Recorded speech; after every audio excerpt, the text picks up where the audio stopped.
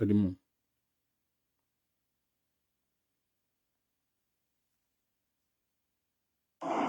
None of you can deny that what I'm saying is the truth. You know it's the truth. But either you won't write it, or you're too cowardly to speak it, because you want some favor here or favor there. So because you can't talk, you are muzzled. I'm not. I'm a free black man. And I didn't come here looking for a handout. And I really don't think you need one. Your problem is that you think you need a handout. Everything you need is right under your foot, but you looking everywhere else for help instead of to yourself and what you can produce for yourself. Let's listen to the Honorable Farrakhan. Parading yourself before the world as international beggars when you gave civilization to the world. Your problem is not America. Your problem is not Israel. Your problem is not Britain. Your problem is your disunity and your dependence on others to do for you what you could do for yourself. So I don't have to come back here anymore to help you. The help is already here. The knowledge is already here. The land is here. The sun is here. The water is here. The minerals are here. You have some of the finest minds in the world, but they're in Europe and they're in America making money while Africa suffers. Why don't we create politically stable environment and call the children of Africa back home to help build Africa? We are your children. And we will come and help. But don't expect us to come with billions of dollars when we don't have it. We're struggling in America. But you got it all right here under your foot. And you should be ashamed not to look to yourself, begging white folk to give you what you could give yourself. What I said today, which one of these countries is going to give you $20 million? America's not going to give you $20 million. They don't have it. You got it right here. But your disunity won't allow you to pull it. It's your fault. And you got to accept that responsibility. That is why my message is atonement, reconciliation, and responsibility. We got to stop blaming everything on somebody else and see what is our responsibility. Absolutely. You have to stop throwing the stone on others. We have to take our own responsibility and act. We have to stop complaining. We have to stop begging. We have to act. It's time for acting. Voilà, bongaray ko sadi mon ko toli. President Aliou mi commentaire ma down do mi uriti kema mi contacted. That number is no longer. So maybe that's the reason why you can't reach me there. But I'll make sure I call you. Probably not today, but tomorrow, inshallah. I promise I will give you a call. Just drop me, let me just say here, I will just repeat the last digit of your number and tell me in the comment if that's the one you still have. Just the last, no, wait. Hold on, hang on.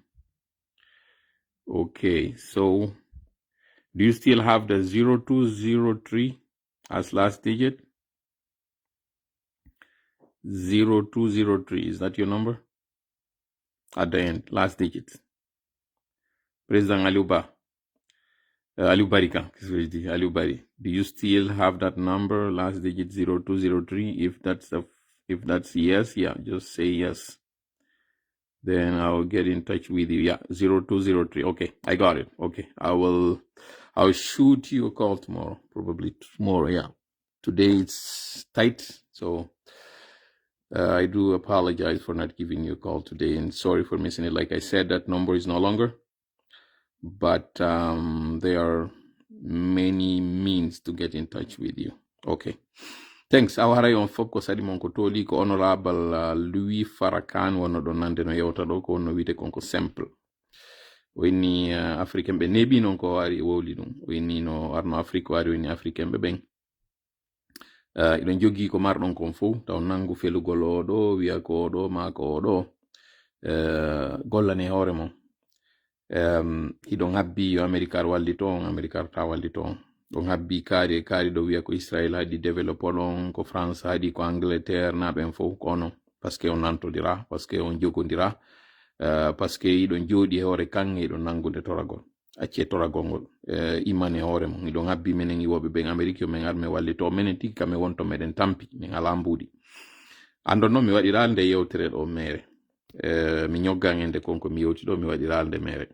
Haray ko saɗi mon ko tooli fewndo ka timmiɗo minitaji 5 o yi bananaji ɗi ley, o yi kañum kadi batakuru ndu Banque Centrale de la République de Guinée waɗi on kaɓe inni 21 milliards sakkama jattama. Hande ɗo kon woni toɓɓe ɗe marɗen ɗen ɗo. Rapidement iɗen mari ɗo toɓɓe 2 e kuntoy. Toɓɓere meɗen aranere nden en yewtay fi ko ɓe heɓɓi waɗugol ngol comme mamu ko tawata kaɓe yiwno ɗa on comment j'appelle bouquet ɓe adi tawɗen andi kankan ɓe waɗino ko ɓe waɗi ko labe ɓe waɗi kankan ɓe waɗi bouquet joni ko mamum kadi kon ɗum noon haray habbiɓe mamum ma kon ɗum haray hanuɗo waɗugol en yewtay fi ɗum ɗon yewten kadi fi ɗi mbuɗi ɗi ɓe yewti ɗo fi mum ɓe inni ɗi jattama ɓe inni ɗi wujjama ko ɗeɗo ɗiɗi woni toɓɓe ɗiɗi ɗe jogiɗen ɗen e mari noon divers ji tati. Divers men ara noon en yewtay fi ko honno ɓe woni e gonflirde yimɓe wonɓe e yaltandeɓe ɓen, konno ɓe woni e manipulirde maçon à travers des influenceurs, à travers des journalistes, à travers des sites, konno ɓe woni e waɗirde ɗum ɗo fof fi hoddugol en. E yewten kadi pression mo ɓe woni e waɗude e yeeyoɓe ɓen. Ƴetten ɗo misal makiti wonɗo on causa kono ɓe ari ɓe dooli wonɓe yeyde ɗon sonnaɓe ɓe tawata ko wonɓe arde ɗaɓɓa dépense, woɓɓe ara ko modi mum mayino, modi mum no nawni, ɓiɓɓe mum mayino, waranoma e manifestation ji no arde hoccito. Ɓeɗo e hurmugol maɓɓe e bonugol maɓɓe ko honno ariri ino haɓɓiti ŋoola e ɓeɗo ko honno tawiri ɓe falaraɗade ɓe joni noon ɓay ɓe wawata yiwde ɗum ko ɗum noon ɓe woni e gollitirde fiyo ɓeɗo sutenu Mamadi Doumbouya image ji yalta inna cause tigi tawti a yaali neniraɓe ananni ko ɓe woni e wolde cause tigi ka ineteno ko ɓeɗo ɓuri mo dartade ka hore axe ɗum ɗo no tawa e divers ko yewteten kon e yewtay kadi fi on carnaval mo ɓe heɓɓi waɗugol landitoɗen ɗo konto baba konto Jaja Ali moni konto Jaja Ali moni fi Jaja Ali mo wayi wasi deƴƴide goɗɗule waɗamo mo Konakri mo jinnude ɗo kono ko ɗum deƴƴini o ɗe photoje waɗano ɗen ka axe giɓi ɗe waɗa deƴƴiti kon woni feƴƴude entre Sérélac on e nde mo jobere maɓɓe nde ɓe wi Fuuta futti e hoore Mamadi Doumbouya fi lannugol fi makko ɗum ɗo kadi yewta e ɗum ka divers sakkitore noon ka divers yewtugol fi ko ɓe inni ɗo wo ko recensement o recensement mo tawata hande ɗo ko ɗum ɗo tumɓe woni yewtude fi mum e yeggitata no wolgol fi femia on goy e wolay fi o femia kon woni on femia ɓe femi ɓe yehi ɗum ko sengo Côte d'Ivoire woni e waɗude yewten ɗon fi ngombodo ngo won ɗon senditude ɗo Claudie Siar ka waɗi leppi waɗi puuto e kanko Moussa Moïse ka waɗi on leppi waɗi puuto mi yimɓe no weltori ɗum yimɓe hino partage ɗon kon woni enen ka yiwɗen e mum kon ɗum kadi woni haray ka ɓe huuli ko ɗum ɗo woni jogiɗen ka yewteten haray ko alluwal meɗen ngalni hande e yetti noon Allah fota ba'du billahi minash shaitani rajim bismillahir rahmanir rahim rabbi shrah li sadri wa yassir li amri wahlul 'uqdatan min lisani yafqahu qawli rabbana 'allimna ma yanfa'una wanfa'na bima 'allamtana wa zidna 'ilman nafi'an waj'alna lil muttaqina imama ويكاد الذين كفروا ليزلقونك بأبصارهم لما سمعوا الذكر ويقولون إنه لمجنون وما هو إلا ذكر للعالمين وما رميت إذ رميت ولكن الله رمى بل نقذف بالحق على الباطل فيدمغه فإذا هو زاحق ولكم الويل مما تصفون وقل جاء الحق وزهق الباطل إن الباطل كان زهوقا ما جئتم به السحر إن الله سيبطله إن الله لا يصلح عمل المفسدين وما هم بضارين به من أحد إلا بإذن الله وما هم بضارين به من أحد إلا بإذن الله وما هم بضارين به من أحد إلا بإذن الله ولا يفلح الساحر حيث أتى فإن تولوا فقل حسبي الله لا إله إلا هو عليه توكلت وهو رب العرش العظيم إنا كفيناك المستهزئين وأفوض أمري إلى الله إن الله بصير بالعباد والله يعصمك من الناس اللهم صل وسلم وبارك على نبينا محمد وعلى آله وأصحابه ومن تبعهم بإحسان إلى يوم الدين أما بعد هاري hande ɗo kadi ko welo jano woni ka fottituɗen ɗo yewtugol fiɗe toɓɓe ɗe tawata haray mi yaltintinani on ɗa ɗe tawata hewta yeltitoɗon e majje en torike noon ala tawɗon kanko woni ko newnani en heɗintingol nde jonde ɗo yo waɗan en jonde nden barkinade yo waɗan en deƴere ka fondoji meɗen o deƴinan mi hakkilkim mi wawa addude ko komi heɓɓi addugol ɗo e hoore no newri mi hewtinana on ɗum ɗo eno ɓuri e fewirde onon kadi jentitoron ɗum ɗo no ɓuri en moƴƴirde no ɓuri e nafirde si mi hawriti ka yewtugol onon kadi on hawriti ka jentitagol ara yettegal kanko aray waɗi mi hawriti waɗi onon kadi hawrituɗon ko ɗum woni ko toriɗenmo si laatike yettenmo kadi mawninen fi makko ara on wadditanaaliila yam min sina ɗum en bonna e joni si mi ar noon faljude aray ɗum ɗo watte e hoore am min ko min falji kono noon andi ton kamoni arde mi jooɗo ɗo annuyan on ɗo na faljingol on si mi falji ande haray min kadi mi faljina sina ɗin ɗon fof neɗɗo on ino fejjo ino fawño ino faaya en torike noon Allah yo dandu ɗin ɗo fof waɗude kono si ɗi ar waɗude haray lellite konko lelli wurton konko aali famon konko acca na ɗiɗo fof iɗo wawi waɗude tun ka jabodira ɗo ka bindi ɗo windi ɗo wawi windude ton konko tawata wallitoto konko tawata eɗon humpiti e ko woni e feƴƴude ko wono sifa fewnɗo ni ka hajju ka tawata mi yeggitayno ɗo joni fi muɗum fi ko jelu wona yoɓinede fi hajju ngon officiellement ko jelu landara ɗo wawi wadde ka commentaire ji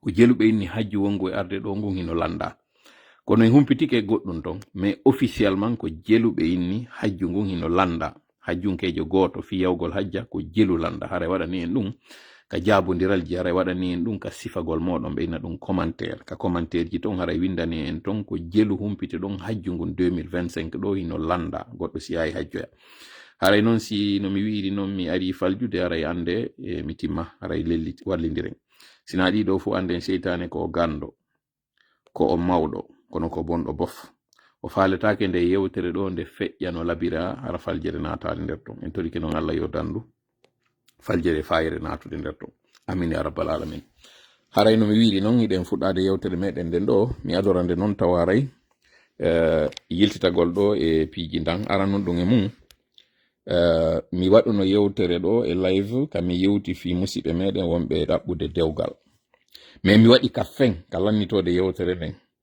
woɓɓe nani woɓɓe nanali moƴƴa yer nanuɓe ɓen ɓe nani kono ɓe famali moƴƴa mi yiltito noon e yewtere nden ɗo mi yeeto en kadi ko honto fewnda par ce que woodi développement woodi ko ɓeyditi e yewtere nden woodi ko fawi e ka wonno ɗon ko ɗum woni ɗum mi andina en ko sonnaɓe tato wonɓe États-Unis wattano yila moƴƴa e konko mon e wolde ɗon wonɓe États-Unis par ce que woɓɓe sikki ko Canada ɓe woni no gasa haray ko non mi yewtirno nden ñande ka angal wattangol yila yan ɓeɗo sonnaɓe tato noon si mi wi Amérique du Nord ande ko États-Unis ɓe woni na Canada ɓe woni hiɓe état ji ɗin na New York ɓe woni kaka état ji ɓe woni si innama noon ka état ji wonɓe États-Unis ɓe no andi état New York ti ko état kono si ɓe inni ka état ji haray yiɓe itti nder ton New York wasi nandi New York kañum kadi na état mi jonnata exactement état mo ɓe woni e mum ɗiɓe woni e muɗum ɗin par ce que ɓe senditi e nder États-Unis on ton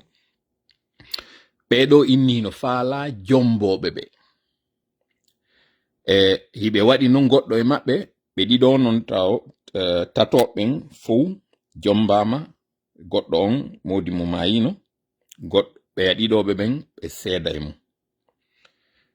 mo modi mo mayi on ɗon o inni ko woni ko faalaka o ko paykun ko ɗum ɗon o wi o faalaka paykun kanko ko ɗum ɗon o wi o waɗali noon limite duuɓi ɗin o inni o faalaka wonɗo Afrique si tawi ko waɗanteɗo kaydi ara si on tigi noon wawa arande hoore muɗum samina watanana o ala probléme wonɗo Afrique yo jombidude mum ma wonɗo ka woni wo e nder aduna on e hoore windere nden o ala probléme kono o waɗanta on tigi noon tigi ardira ɓeya ɗiɗo luttuɓen ɓen ɗon ɓe spécifie komo ɓe faala wondude e muɗum on ko yo taw o yawon inni ko entre 40 à 55 ans on ɗon no mari ɓiɓɓe ɗiɗo o yay no mari ɓiɗɗo goto kanko o waɗa limite kono mo wi tigi tigi mo faala taw wara ko ɓatiɗo mo ka duuɓi makko ɗin noon ko entre 35 et 40 ans kanko o mari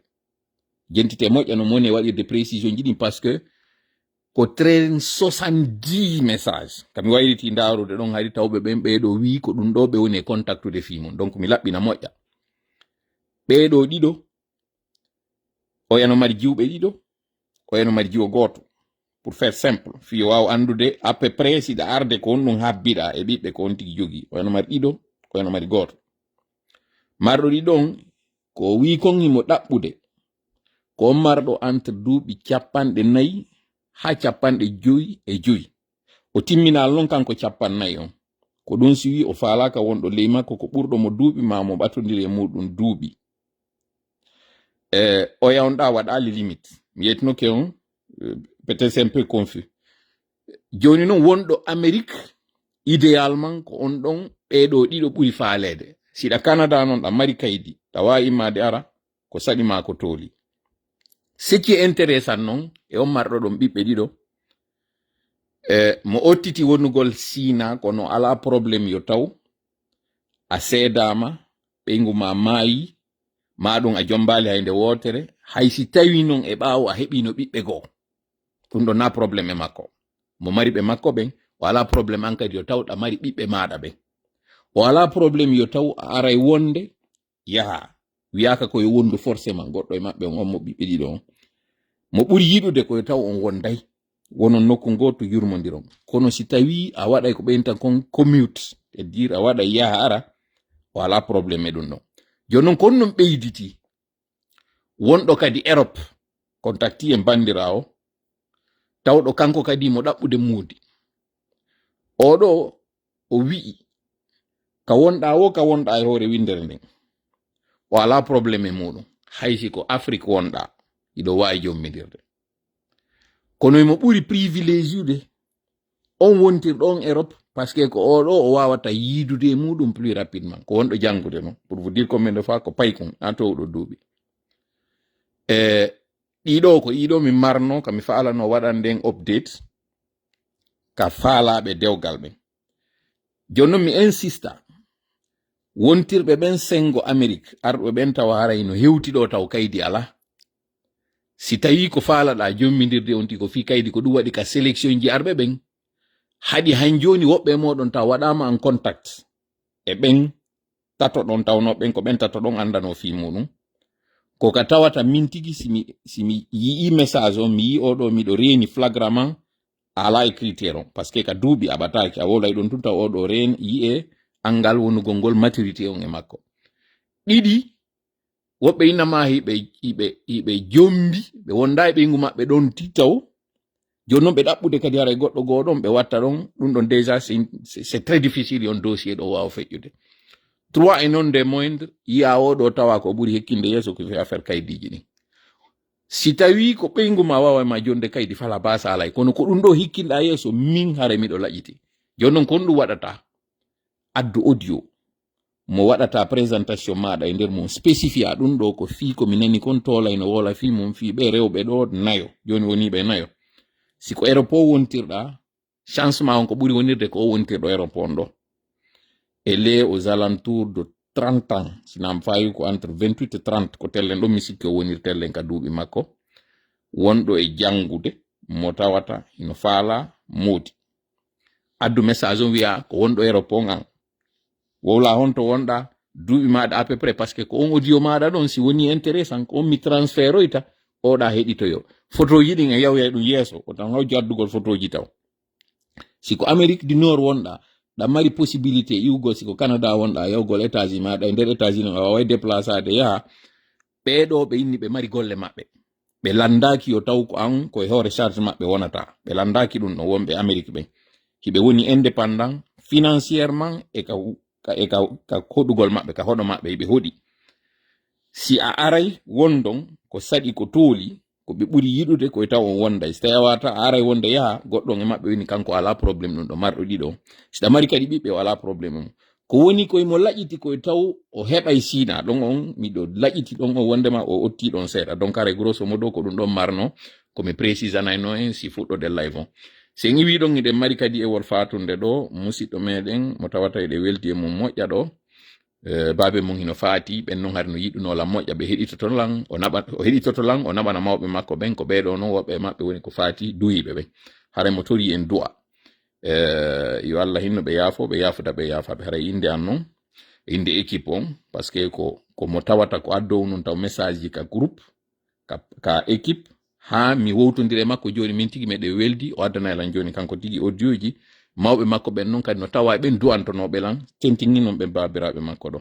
haray ɓe feƴƴini sengo laggine on ɓe surranoma kono hari mi wawali arde ɗo andina en fimo Lamin Wansan kañum kadi no heɓi fatunde o musidɗo meɗen wonɗo ka nder commentaire ji ɗo haray en hawtay ɗo fof toroɗen Allah yo Allah hinnoɓe yaafoɓe kañum faatiɓe ɓen yaafodaɓe yaafaɓe kanko Lamin Wansan mi sikki ko isiraɓe makko woni ko faati sengo haray Lamin Wansan dawawi mi andinde ka commentaire ji ɗo mi noddalma taw kono haray dawawi en andinde ɗo si tawi komi yewti ɗon konko no woni mi sikki ko isiraɓe makko woni ko faati on to no woni koɓe faati kono ɗo woni haray mi gaynali humpitade moƴƴa donc encore une fois pour me résumé terlen ɗon adde message on par rapport e ɓe sonnaɓe ɗo nayo audio présente non e nder makko ko min kaari ko nokkel kaari mi woni miɗo mari duuɓi kaariji miɗo faala wontirɗo Europe on ma miɗo faala wonɗo Amérique du Nord on mo jiwo gooto on ma mo jiwɓe ɗiɗo ɓen ma oɗa tawɗo on modi mum kañum mayi no neeɓi mo mari payku janɗukun taw kunko waɗi ay ko naati université kon ɗon inni kanko mo faala ɓurɗo tawde wonde plus mature kono waɗali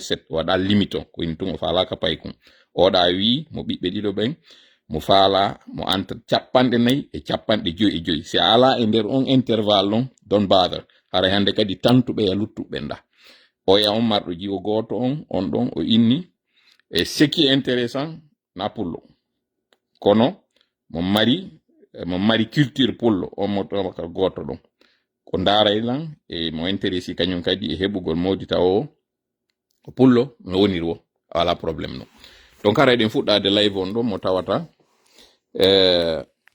mi yewtali ɗo miɗo andi ɗon habbinola moƴƴa mi yewto fi nduɓata ko wiyandu yalti ɗo nduyna ko secrétaire fédéraux ɓe kako on ɗum wonɓe ka UFDG mi yewta fi ɗum moi je n'ai pas de temps à perdre dans ces choses là UFDG ko parti wonɗo suffisamment responsable anduɗo ko duwa waɗude marɗo cadre ɓe tawɗo c'est plus important hande ɗo nayi ɓe nango yugol ɓe jaboto journaliste joɗa hande ɓe jaboto communicant joɗa e ɗa ɓe waɗu golle maɓɓe ɗen enen kadi waɗen golle meɗen de moi je trouve que c'est une perte du temps sincèrement nangugol yugol jaboto ko Usu Jagalo woni waɗude vraiment koko Usu Jiga woni wadde ɗo ce n'est pas du tout intéressant yo goɗɗo nangu innugol perda e tammuɗum e ɗum ɗo so tawi non onon vous considérez han joni no woodi ka yewten fi ɗum ɗon c'est que vous manquez de sujet moi je trouve qu'il y a beaucoup de sujets hande ɗo ɗi yewten fi mum arana wowlugol goɗɗo mo tawata il n'a même pas été assez responsable fi o waw affiche de hoore makko tigi tigi o wiya ko ɗum ɗo woni komi faala kon an si a woni gorko tawi han joni ko gorko go kadi wonɗa e noddande iɗa mari difficulté ji maɗa ɗin hay ka nder ɓeygure maɗa tin fait pas l'unanimité sincèrement innugol jabodira e oɗo c'est une grosse perte de temps donc on sujet ɗum mi yewta fi makko par contre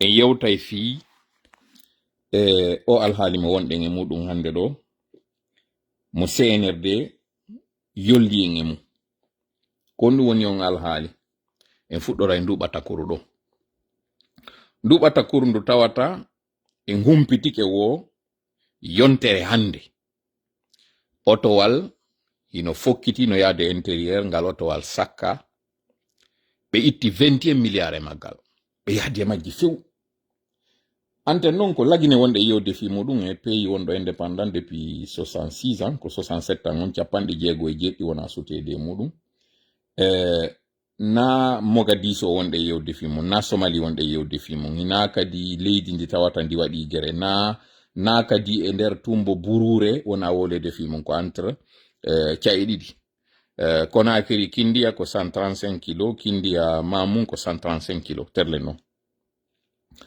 si tawi hakkunde on 135 kilo ɗon ñalorma teɗɗan 21 millions de dollars fiyo welu fi ka yewtere goɗɗo waway ƴettude ɗi jonna goɗ ina mo nangu lawol ya lagine en hewti nokkugo CNRD waɗi penale ɗe yewti ha joni ɓe ala gênade wowlangol en ko wiyete kon contre vérité mi laɓɓinana en ɗo noon goɗɗum ma mi yaltintina en ɗo goɗɗum e nde yewtere nde ɓe wi ɗon go adoroɗen taw nduɓata kuru ndu tawata BCRG on débloque ɓe ɗi mbuuɗi ɗo ɓen jonni o jonnaɗo ɗo ɓe windi nduɓata kuru ndu ɓe filli ko waɗi kon kono ɓe inni aurait été la totalité du montant aurait été braqué. Wonande nanoɓe français ɓen hewta haka mi juutina yewtere nden konko inete kon conditionnel kono omo nanata français ma no nana seeɗa no faala laɓɓinanede pulal no wayi watuma arɗa tawɗa goɗɗo landoɗamo fi goɗɗum o innama a o anda kono non o nani hino wiye ko hunde kaari ma wiye yo wonan filliɓe no wonan fuɗɗuɓe si ɗon andi on yewtidi e goɗɗo o fuɗɗike wolde tun o inni yo wonan fuɗɗuɓe haray kan haala ko onno jogortoɗon ka ono moko ba ko onno jogortoɗon haala wi'aka yo wonan fuɗɗuɓe si a hoolaki goɗɗum ko yo wonan fuɗɗuɓe ko ɗum wawlata.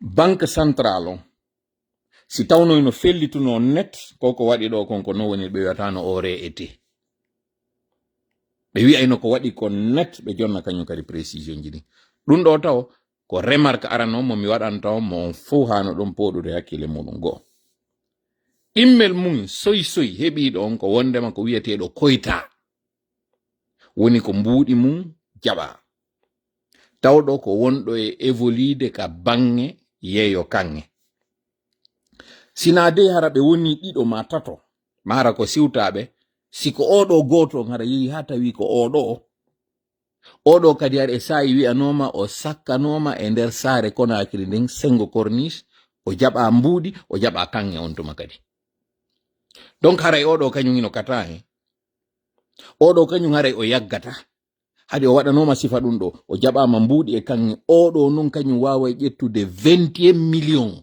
de dollars mi ala wiide 21 milliards de franc guinéen par ce que woɓɓe go wata yiide anda ɗi mbuuɗi ko hawntoɗi ɗuuɗi yahen ka dollar 21 millions de dollars goɗɗo ƴetti ɗin ƴawi e otowal nangi laawol ngol anduden fewndo ɗo mo tawno kadi heɓino ko heɓi ɗon kon o ƴettali disposition de sécurité he oɗo kañum no kata ma o kañum hino yawiti haaju o ko tembe seejo ɗiɗi tammel muɗum sifa ɗi mbuuɗi ɗo ka alhaali lagini on fewndi ɗo si sifa ɗiɗo no yaltinede tentini non a waɗanoma sifa ɗum ɗo min miɗo manditi hadi otowal no woodi renowal depowal tawngal ko blendewal ko ngal déplace to no iwa Conakry ya intérieur naɓa mbuuɗi ɓeyna ko otowal banque centrale on ngal ɗo otowal pikopwal haray no yeeso pikopwal kadi no ɓaawo si ɓe haynike non nagge yeeso ɓe tappayge si ɓe haynike goɗɗo ɓe tappaymo ɓe darotako kañum kadi ko ɗum ɗon ɓe wi'a si ɓe ari ɓe tawi leggal hino soppa e laawol koye ɓe arɓe comba ngal ɗum ko ɗum waɗi si ɓe waɗi otowal ngal ko towungal ingal blenda ngal mari kañum kadi ɓe soori ɓe hikki ɗum ɗo ko ni mi mandori hoore am 21 milliards 21 milliards on ɗum goɗɗo mi yi no waɗa ɗo commentaire Ceerno Ahmad Ba 21 milliards plutôt kon ɗum mi wi na ɗum ara mi wi bon yafoto ko minni ɗo ko 21 millions de dollars ɗum mi faala yewde fi min mi ala wolde fi 21 milliards de francs guinéen parce que yimɓe ɓe yiyata ɗon ha on to ɗi mawni yahen c'est 2 millions 100 000 dollars 2 millions c'est pas 21 millions mais 2 millions de pas 21 millions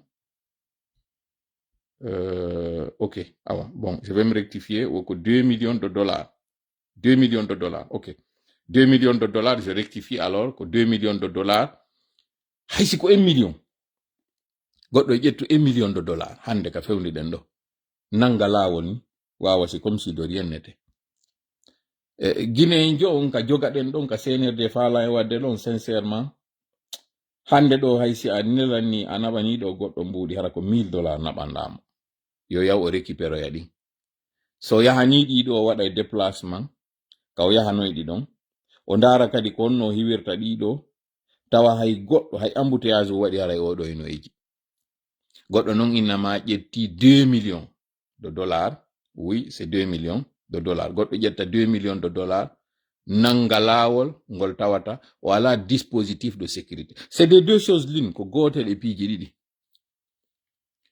soit ɓe sakkiɓe ɓeɗo jaɓi ɗi mbuuɗi yehi fellidiraka goto e maɓɓe kadi barmali innaka e nder ko ɓe ari ɓe waɗi ɗo kon fellidirama ha tawi o moyen ɓe barmini oɗo ma ngal oto waɗata kangal ɗon o moyen e yi image ji maggal kaɓe fellidiri kon par ce que ngal ɗo oto al na wonno ngal yarude doyi konno ngal uyude konno ɓe wawiri darnude ngal ɗo ngal forsali o moyen ɓe koñidira si tawi ko finkari ɓe ari ɓe fewtini ɓeɗo o sofere jo daari ha tawi si o darnali ɗum ɗo ɓe e yi ko ɓe woni e wadde ɗo coupeur de route ɓen ko ɓe woni arretude ɗo julaɓe e yi ɓen si ɓe seedama ko onno ara ɓe wayi ɓe piyay sofere on ɓe tufa pineje ɓe naɓa ɓe kasera e yi ko ɓe waɗata ɓen ɗolle hara ko ɓe ɗaɓɓi ko heɓugol 10 millions 20 millions 50 millions si ɗuuɗi ha ko haala 200 millions naneten ɓe jaɓiɓe mais 21 milliards to franc guinéen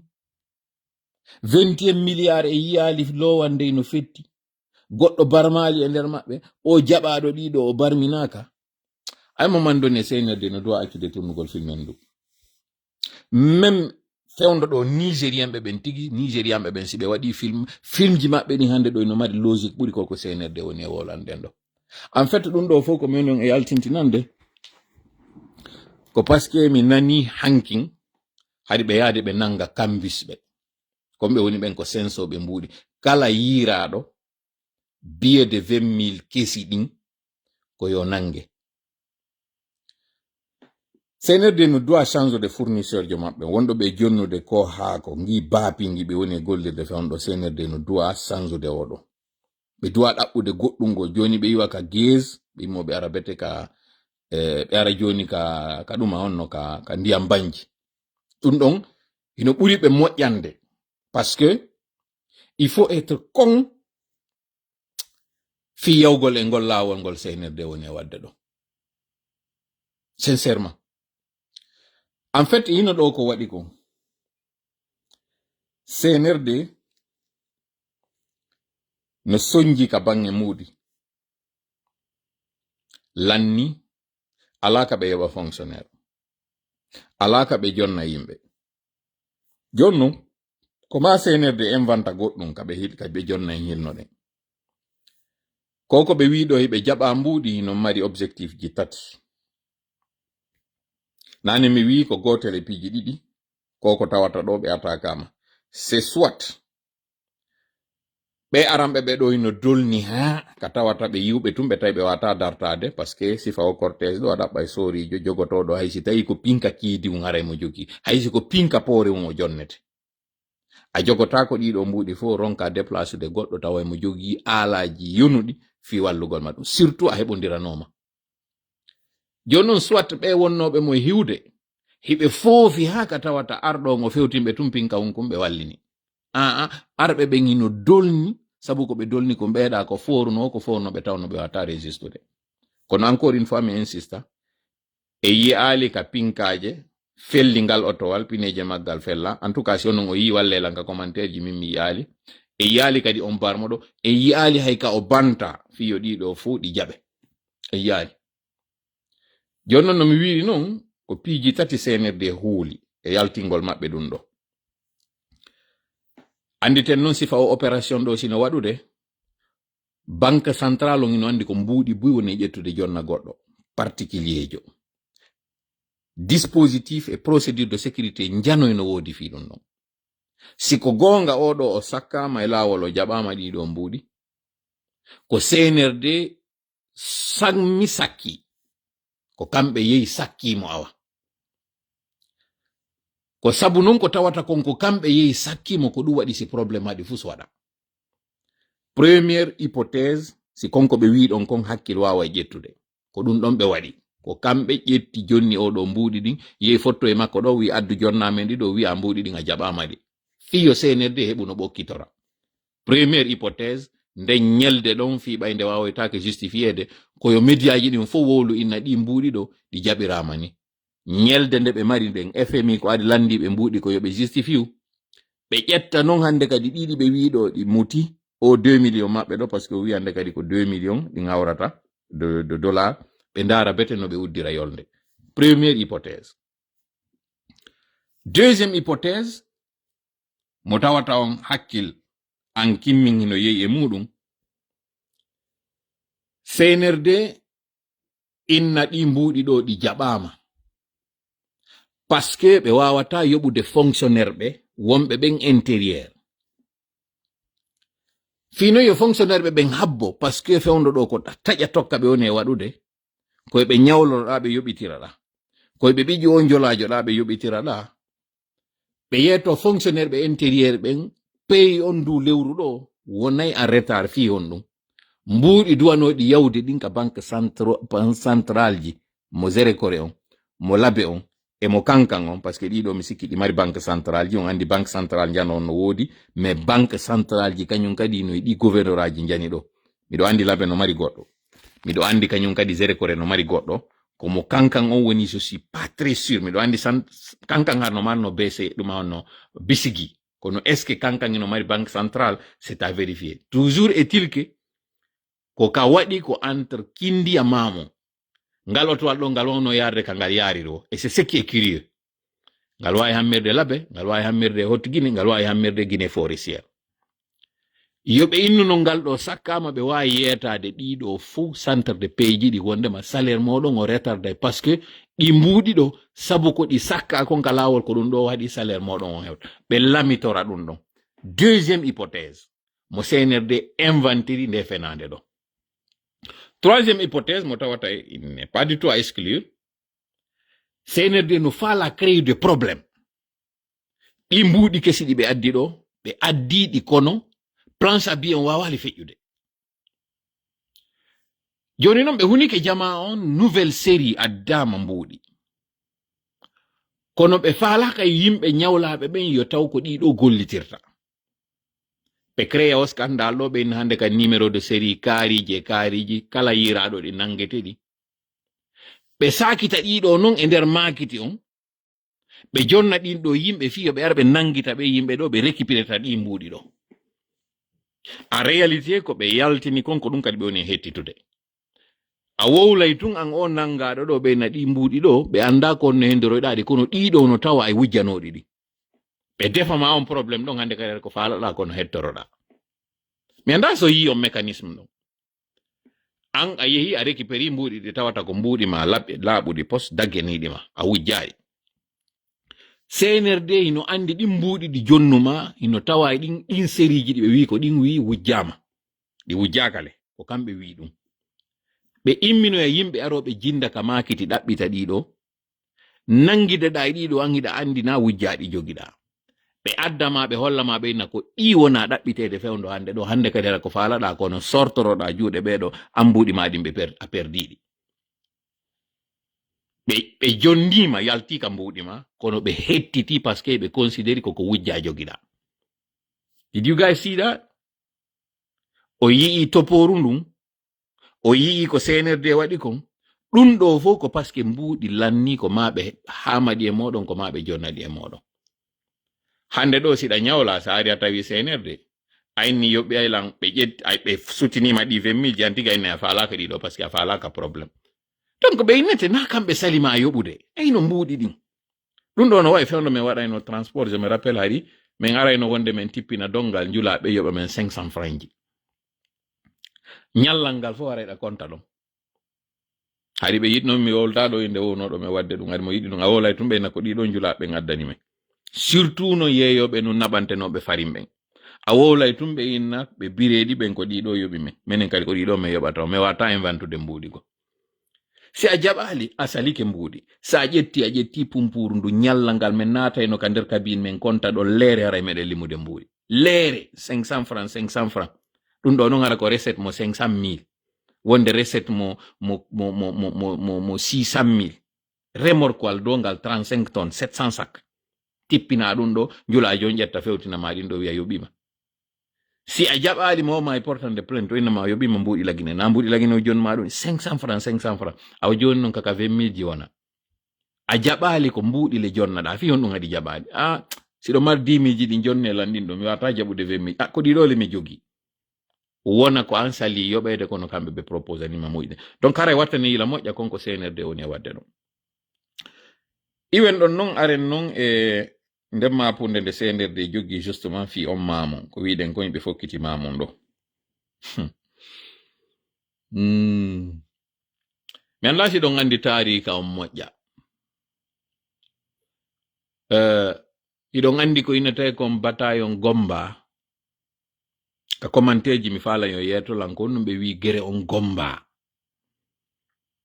konto Gomba taw woni miɗo andi ɗo noon ɓe leymiro ɓen e ɓe sangare aɓen ɓe weltoto moƴƴa o live ɗo e ɓe telimile konto Gomba woni kon ɗum kadi ɓe inniri ɗon piiro ngon Gomba kon no wira ɗon kon ɗum feƴƴi Gomba na Komba de ko Gomba kon ɗum ɓe inniri ɗon Gomba mi fala en waɗana ɗum ka commenteji waɗen interaction seeɗa sakite noon moƴƴa yewtere nden sabu on ɗo mari ɗo ande ɗimi yewtata on seeɗa ko on ɗum ɓe inniri nokkure nden Gomba ko on to Gomba woniri ka commenteji kon ɗum kadi ɓe wi'ani ɗon Gomba kon ɗum andu ɗon ko feƴƴi Gomba yaye fay ɓe andi kam mi fokkiti ɗon yaye fay ɓe inni Sékou Touré amamu ɗon miɗo arde kono mi fala en fuɗɗo taw gibi ka tan colonisation taw fewndo porto ko ɗon mi fala taw en fuɗɗo fi mamu mi fala en fuɗɗo ɗon s'il vous plaît on partage une partage égale à 1000 personnes ok Chérif Diallo merci beaucoup ok ɓeɗo MD Diallo inni Kindia Gomba ina Kindia tigi woni no ɓati non Kindia woɗɗa Gomba c'est dans la préfecture de Pita na kadi exactement Pita kono kaka limite c'est dans Télémélé ɓeɗo kañum kadi wi Télémélé en fait Gomba ko hakkunde Télémélé Kindia e Pita yimɓe wata hoolade ɗo moƴƴa kono Pita ino kernidi e Kindia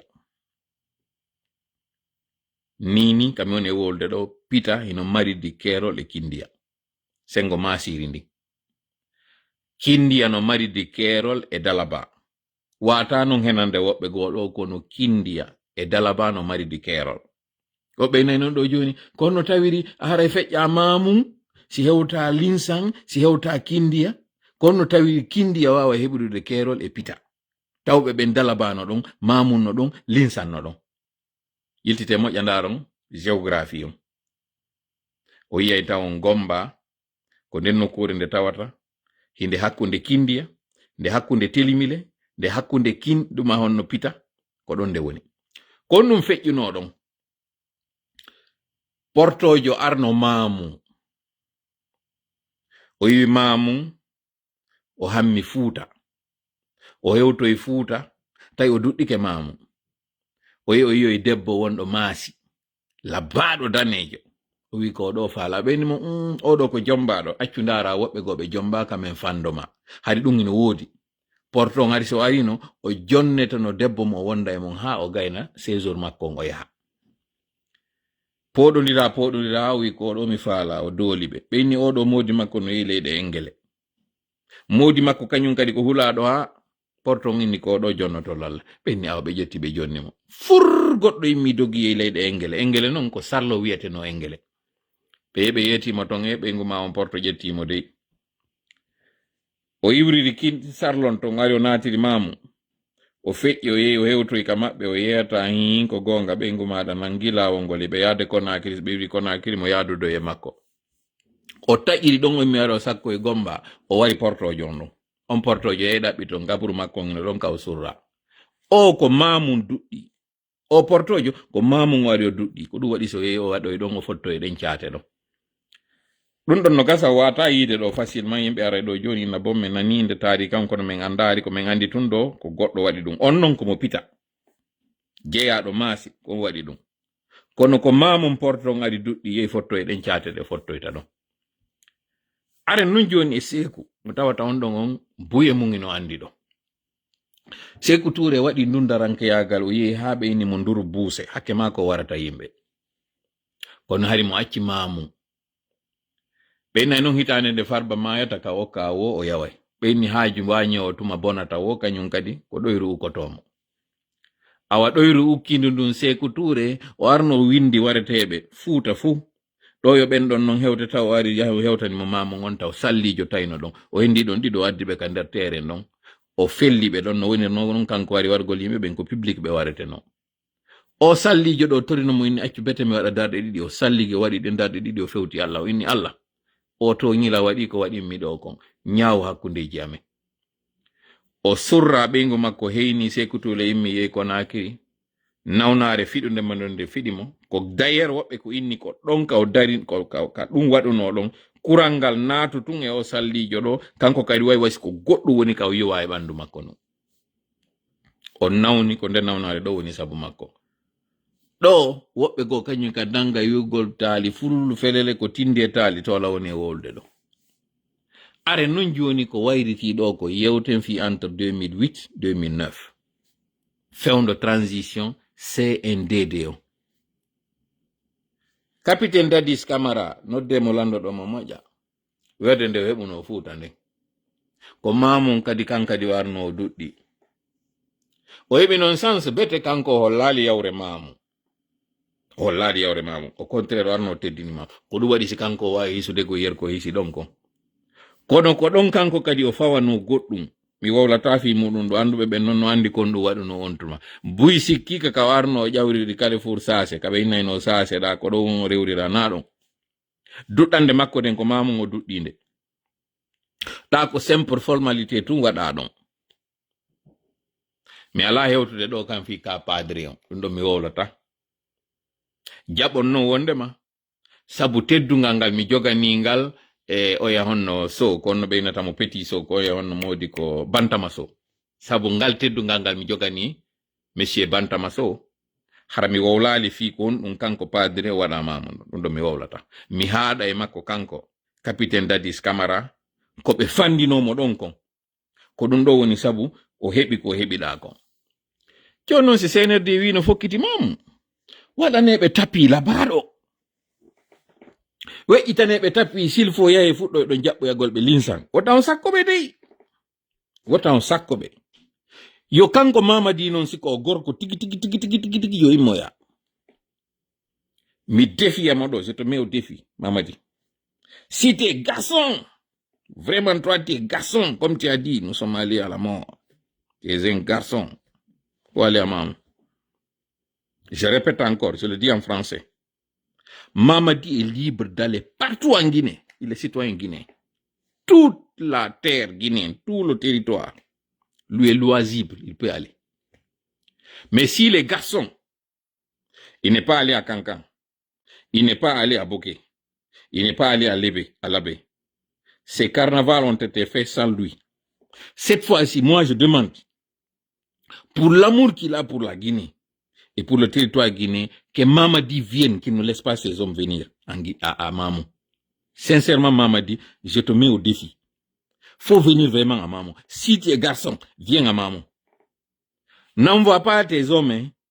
On ne veut pas que ça soit simple. Amara peut venir. Hein. Tous les autres, l'organisation que vous avez, vous êtes libres de venir. Vous êtes d'ailleurs les bienvenus. Kosadi Monkotoli. Au Séné. Ah. Venez, venez. Mamadi, si tu es vraiment garçon, viens à Mamou.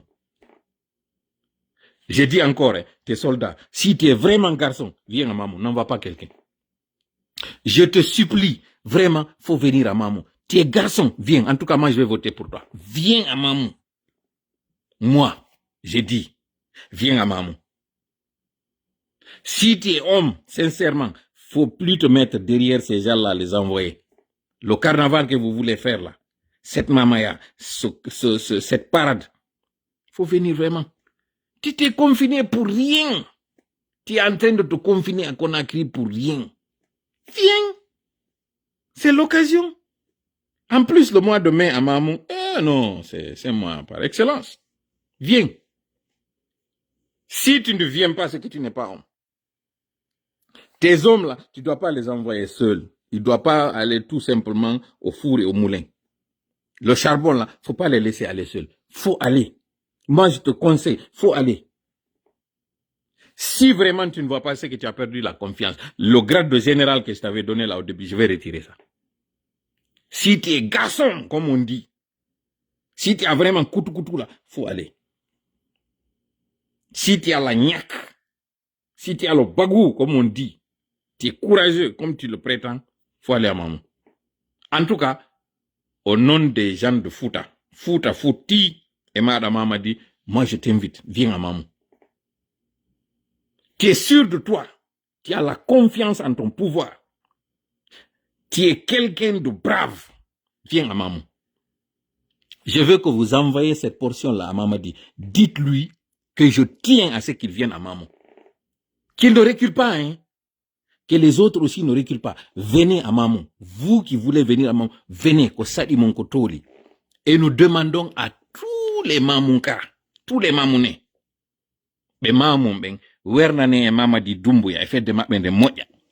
No werni no ɗon non luttuɓe no andira ɗo non ɗo wawi wernude wernane en o délégation wota on bono e maɓɓe dey wernane en ɓe andi non ɓe mamu ko memu yoɓe arɓe mema meminen ɓe ko hana meminede kon andi nen ɓe ko ka almami on ɓe ari wernen ɓe hakkude juulirɗe ɗen ɗon yoɓe arɓe hewta ɗon wernen ɓe ɗon ha moƴƴa wota en bono e maɓɓe dey wota e raɗoɓe dey wota en sakkoɓe wota goto sakkoɓe wota on hulɓinɓe fes acci wiwgol ɗo wondema si ɓe ari ɓe habbi taw habborɓe fus yoɓe aru wernen ɓe waddi men no wo min kadi si tawi ɓe wi'i hiɓe arde ɗin délégation ji ɗon fop ɓe waɗi répartition on ɓe yeyatama kaari e wernete nokkel kaari e wernete nokkel kaari wota on bonnito ɗum ɗon dey wota on ko goto woni men falaka e arɗon wota Idi Amin armamu Idi Amin men falaka e armamu luttuɓe non Bala Samora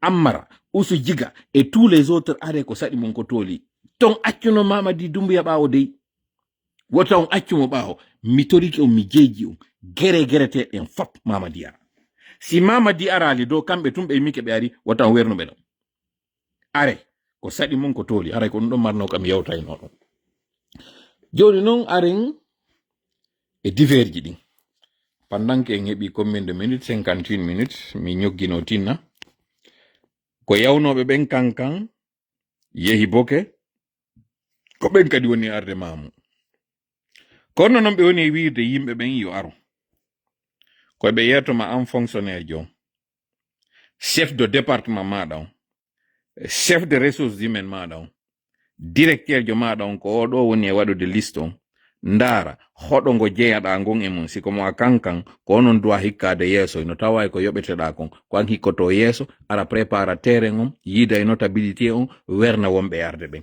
nde ɓe hewta ɗon koye tawa préparé ni ɓe kaɓe waala e ko ɓe ñaama ko ɗum ɗo woni rôle maɗa on ko ɗum ɗo ɓe oblige fonctionnaire ɓe ɓen fino yon faamu ɗum ɗo moƴƴa mi faala heɗintinde on ɗo yewtere nde docteur Faya Minimon no waɗi nde tawata hinde hani poɗude hakkille meɗen ɗen heɗitoɗen nde nanen nde yewtere makko nde waɗi ɗo sabu mo wowli ɗo haalaji mawnuɗi jentita ɗum.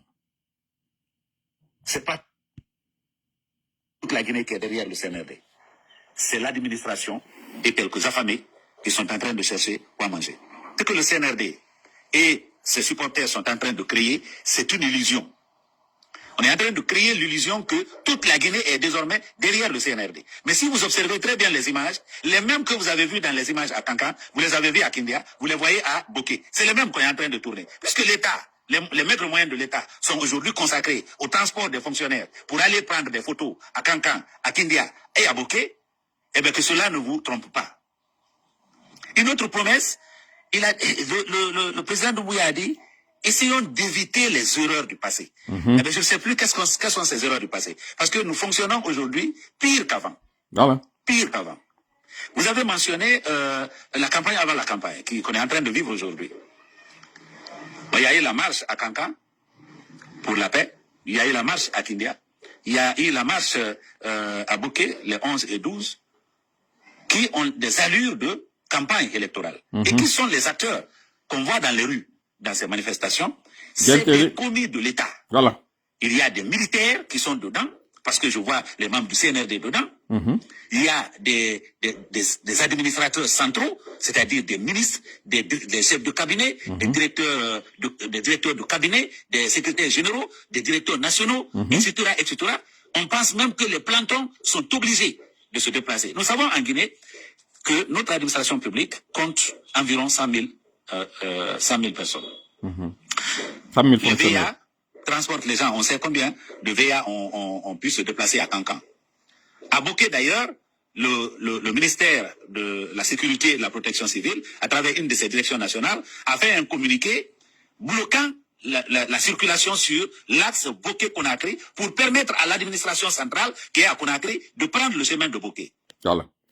Mi haɗa waɗo parce que nami juutinan e yewtere nden docteur Fayamini mono kon ɗum o wi oyni administration eno mari 100 000 fonctionnaire yimɓe guluuji temedere yimɓe woni administration o senerde ko ɓeɗo woni e gollitirde koye ɓe yertoma ɓay goɗɗum ala e nder département ji ɗin ko yon aru ñallon e yewtugol hoton ɓe wi'a ɓeɗo ko yon immo yahon tawe ɗon ngi propaganduiɗo ko ɗum o yewti fimo ƴettaɓe ɓen kañum kadi soori nouvelle recrute ɓen ko ɓeɗo kañum kadi wonno ka salle d'audience koye ɗum ɗon kadi o yi on vidéo ka journaliste ɓe goo ari sakki woɓɓe maɓɓe landiɓe on nanay to no ɓe woni wodude noon tom maɓɓe on andon ɓeɗo ko nouvelle recrute ɓen ni entre police et gendarme ko ɓeɗo winda ganin ɗo mi anditinayi noon fonctionnaire ɓe kesoɓe ƴettaɓen ɗo hino waɗa formation militaire obligatoire joni ko ɗum ɗon ko on sari a kesoɓe naati sa ƴettama ko fonction publique a yawi waɗa formation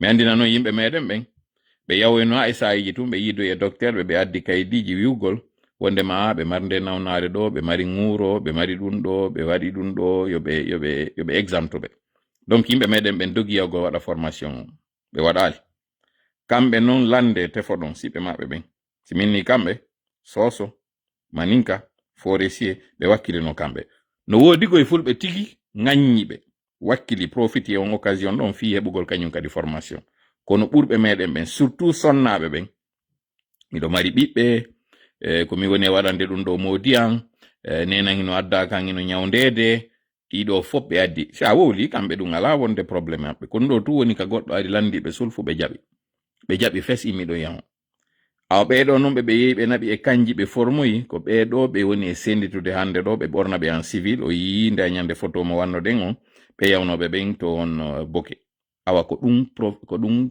docteur Fayamini mo no woni en e yewtude ɗo wondema ko fonctionnaire ɓe woni haylade e leydi ndin gonfla joni noon kon ɗum senerde woni e waɗirde ɗum koko anduɗen goye juha en objectif on koye ɓe filmoye ɗum ɗo ɓe sendita e plateforme ji ɗin fof ɓe inna senerde no yiɗa sur toute l'étendue kono no wawirten waɗude enen kadi ɗum ɗo wawa bondude ɗum ɗon tan hawji hande mi wolanta en acciteɓe ɗon ha ɓe gayna widude chargé ji maɓɓe ɗin fof accite ha ɓe gayna hollude ko ɓewni e wadde kon fof en jabotoɓe no wodi ko jabotoɗen taw hawji kono tawi waɗu émotion e sengo ka makitiji no mi wiri en noon chef administrateur ɓe makitiji ɗin surtout zone ratoma on ino yeeta yoɓe immin campagne de déguerpissement ko ɗum woni ɗum ko argol raɗo yimɓe ɓen ka sera laawi argol raɗo yimɓe ɓen ka makitiji soit ɓe inna fi waɗugol baayi soit ɓe inna parce que ko ɓe encombrant otoje duwaka darade ɗo ko binde rayje ni ko binde haute tension ji ni ko ɗum ɗo e ɗum ɗo si ɓe ari ɓe dimbidiri jama on fo ɓeɗo mapike ɓe waɗa délégation ko ara yiida e ardiɗo makiti on ma ko ardiɗo chef secteur on ma arda ɗo hay e commune on si on ari on yiidi e maɓɓe ɓe wiya on bo joni min nani ko winde ɗon ko winde joni lettre yeeto ɗon min on faala ɓe acci on ɗo ko ɗo won ɗon ɗaɓɓude ñamete moɗon ɓeɗo yaha ɗaɓɓa windanoɓe ɓe lettre ɗo ɓe waɗa collectif si une fois o collectif ɗo waɗa mom ɗo andi noon ko mon e wolde kon fimum mi tawama e wallitagol no fewndo innano wonno ɓen ka binde RTG yoɓe raɗe mécanicien ɓe gaɗumaɓe on transporteur ɓe wonnoɓe ɓen binde ambassade États-Unis on e binde RTG on miɗo andi on to mi ardino collectif ɓe inna on yon constitue en collectif ɗaɓɓon inɗe windon aron tawon ɓe wi on ko onon ɗo tori avec des numéros de téléphone ko onon ɗo tori yoɓe acci on ɗo ko noon ɓe fuɗɗoranta on si on ari on waɗo yindi kaydiri on jonni ɓe ƴettiɗi numéro ji moɗon ɗo ɓe gera ha ɓe anda ko mboni leader moɗon on hikkaniɗo on yeeso ɓuro o wowlude on si wowlama kelle si o wiya ɗon ino suusi reedu ɓe nodda oɗo ɓe na bon men hewtino yi lettere moɗon on ka laamugon kono ɓe inni si tawi koye ɓe acci on ɗo on sutenayi Mamadi Doumbouya joni noon gudey no woodi wonande rewɓe ɓen e worɓe ɓen ɓe inna ko yon ƴettuɗe ɗo waɗon soobi yalton innon Mamadi no gollude leydi ndi hiɗo nokkel kaari ko onon wiyete kaari vraiment yoɓe acci oɗo golla leydi ndi si on waɗi ɗum ɗo non seulement ɗe gude ko yon soodude ɓe heɓi mbuuɗi ɓorno ɗon kadi ɗi soobiji ɗo ɓe heɓa kañum kadi image ji ɗin ɓe inna Koza tawti Hamdallahi tawti Bambedo tawti Simanteri tawti non ko ɗum ɓe woni waɗude ɓe hawtindira ɗum ɗo non fop koko ɓe waɗi ɗo tourneji maɓɓe ɗin ɗo e 4 région naturel ji ɗin e ɗi capital régional ji ɗo ko ɗum ɗo ɓe yaltinta ɓe yeeya jama o farana ɓe fokkiti kono ɓe farana ɓen ɓe andi farana eno tawa ɗin gouverneur aji ɗin ɗi onno capital régional ji ɗin farana Labé Kankan Zerekore e mi sikki boke kañum kadi mi sikki no tawa ɗin ɗon mi sikki Mamu ko ɗiɗo woni capital régional ji ɗin gouverneur aji ɗin si mi perdali notion ji an ɗin en matière de géographie guinéenne no wona woniri wodo Idi Amin e makko e Bala ɓe maridi probléme fi affaire farano parce que farana ɓe wi candidat jo maɓɓe on ko ɓiɗɗo lando ko woni candidat jo maɓɓe on oya onno dansa weltorali konko tawato ko Mamadi no fokkintini ɗo Bala weltorali Idi Amin ka wowletake parce que ɓe wi kamɓe ɓe farana ɓen ɓe waɗi contribution jano fi yo CNRD on wawu joɗade sina non kamɓe ɗum ɗo watano latade donc on probléme ɗon CNRD no mari mo ɗon en plus mbuuɗi ko ɓe jogui comme probléme mum ɓe mari o probléme d'insécurité hande mo ɓe jogui ɗo mo tawata on mi ala juutinde yewtere nden e makko min mi faala tun kanko mam yo yalti Conakry Mamadi miɗo faala moƴƴe yo yaltu Conakry sincèrement simo suusi reedu ko gonga ko gorko no wirno yo yalti Conakry mi wara mamo vraiment miɗo faala ɗum ɗo moƴƴa non miɗo siwrani ɗum ɗo o yiyo e non on tuma ko waɗoyta ko siko o gorko non siko gonga yo yaltu Conakry si tu es garçon comme tu dis tu es vraiment courageux tu es sûr de toi tu es sûr de ton pouvoir sincèrement sors de Conakry va à maman faut pas confier ta campagne électorale à des gens faut aller toi-même. Arrête de te mettre, de te cacher derrière ces mouvements propagandistes. Va sur le terrain. Un homme, il assume. Il faut vraiment assumer. Tu es sûr de toi. Tu connais le projet que tu as, ce que tu entreprends, ce que tu envisages de faire. Assume. Arrête de mettre des gens au devant, des gens que tu manipules. Mets-toi devant. Mets-toi devant, sincèrement. Je te mets au défi. Je t'interpelle, Mamadi. Sors de Conakry, va à l'intérieur. Ne t'assois pas au palais. D'ailleurs, c'était même pas au palais. Tu es maintenant dans les îles là-bas comme si tu étais un fugitif. Tu es quelqu'un qui essaye de se couvrir. Tu as peur partout. Tu as même peur de ton ombre. Sors de la capitale. Va à l'intérieur.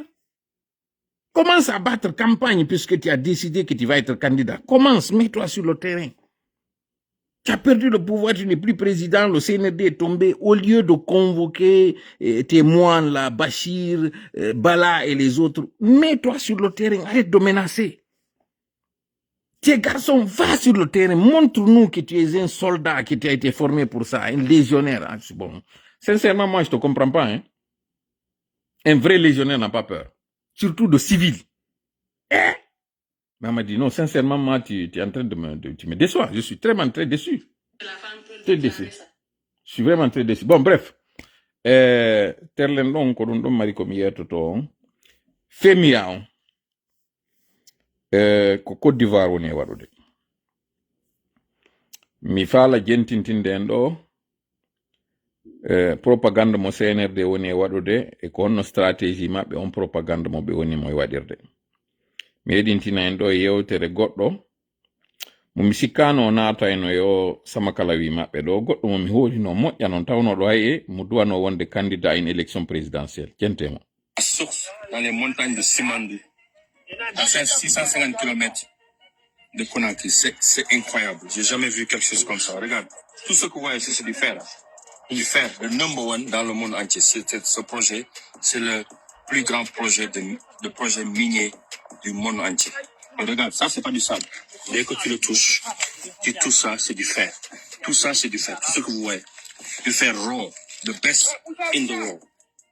Et ils ont estimé ça, toutes ces montagnes autour, à 8 milliards de tonnes de fer. 8 milliards de tonnes de fer. Et ces stades, c'est 20 milliards de dollars. C'est incroyable. C'est-à-dire, à partir de la Guinée, le changement de l'Afrique dont je rêvais tellement. Je sais que ça va surprendre, mais ça va commencer ici, à partir de la Guinée. Regardez cette perspective. Je vois ce que j'ai vu. J'ai jamais vu quelque chose comme ça. J'ai fait plus de 100 pays dans le monde. Et c'est vrai. Bon, je ne vais pas vous tympaniser longtemps avec cette sortie. Il s'appelle Chon Yang. C'est quelqu'un pour qui j'avais beaucoup d'estime. Je disais, bon voilà, des gens qui ont eu accès à la Maison Blanche, qui font partie de ces cadres de la nouvelle génération qui pourront à la fois être un pont entre l'Afrique et les États-Unis, entre la diaspora et ceux qui sont dans le pays, qui vont vraiment impulser un nouveau souffle. Sincèrement, quand je le voyais dans des séminaires ici à New York, aux États-Unis et partout en Afrique, j'étais fier. Et quand je l'ai vu qu'il était potentiellement candidat aux élections du Sénégal, j'ai dit waouh, voilà un espoir. À tel point que j'avais pensé que le parti du président Macky allait le choisir pour le présenter comme candidat. Lui, il n'a pas choisi le secteur minier du Sénégal. Et Dieu sait que le Sénégal a des richesses minières, minéralogiques et énergétiques, en un mot. Mais lui, il n'a pas choisi de se lancer dans ces domaines. Il est allé dans son village, il a choisi l'agriculture. Mais le paradoxe ici, c'est que c'est un agriculteur qui connaît aujourd'hui combien coûte une tonne de cacao, mais qui vient pour vanter le mérite de 8000 tonnes, je ne sais combien la quantité en tonnage de fer. Ça, c'est très décevant. Monsieur Nyang, avec tout le respect que je vous dois, je trouve que vous êtes en train d'aller vers le fond. Quelqu'un qui a été candidat présidentiable au Sénégal, quelqu'un de la génération de Ousmane Sonko, l'excellence Ousmane Sonko, l'excellence Diomaye Faye, qui se retrouve être troubadour, c'est pas un manque de respect envers les troubadours, mais qui devient finalement un influenceur, un communicateur, pour ne pas dire un communicant, d'une junte illégale, illégitime. Et de surcroît, pour parler de choses qui vont à l'encontre du principe de la personne, c'est-à-dire l'agriculture. C'est-à-dire, je tombe de nuit quand je vois ce monsieur vanter les mines au détriment de l'agriculture. Alors qu'il y a quelque temps, et les vidéos existent, ce monsieur, c'était le chantre de l'agriculture. C'était le défenseur de l'agriculture. La Guinée, il y a une zone qui s'appelle la Guinée forestière où on a 9 mois sur 12 de la pluie. Au lieu de venir conseiller cette gente, de s'investir dans l'agriculture, qui est vraiment d'abord écologique, qui est l'investissement du futur. Quand on parle de ressources, de minerais critiques, un ventre vide ne peut pas penser à parler de mines. Il faut d'abord l'autosuffisance alimentaire, il faut d'abord combattre la faim. C'est lorsqu'on a faim qu'on pense à autre chose. Pourquoi quand le diable a voulu aborder le prophète Jésus et qu'il lui a dit de transformer une pierre ou une roche en pain, pourquoi il n'a pas dit de transformer un morceau de bois en pain? Je ne sais pas quelle est votre obédience religieuse, vous, monsieur Nyang, mais toutes les cultures monothéistes savent la portée et le sens de ce refus que le prophète Jésus avait opposé. Il avait dit que ce n'est pas que du pain qu'on mange. La symbolique de cette terre, de cette pierre, c'était la terre. Il savait que ce diable voulait le hanter, le diable voulait l'aborder pour que justement il rende licite cette exploitation de la terre pour la transformer en pain pour la transformer en choses qu'il faut manger. La malédiction de la terre, ça vous dit quelque chose? Cette terre d'où nous sommes ici. Avez-vous remarqué que tous les pays qui ont des ressources minières se retrouvent avec des conflits? Aujourd'hui, allez au Congo. Regardez ce qui est en train de se passer au Congo. Cette terre-mère, c'est pas pour rien qu'on a dit la mer. Cette terre, elle est mère. Comment voyez-vous quelqu'un qui, au lieu de demander à ce que cette mère fasse de la nourriture, que cette nourriture soit servie sur une table, mais qu'au matin que les enfants viennent croquer leur maman? Avez-vous vu cette famille où la maman, tellement qu'elle aime ses enfants, elle dit « Venez me manger.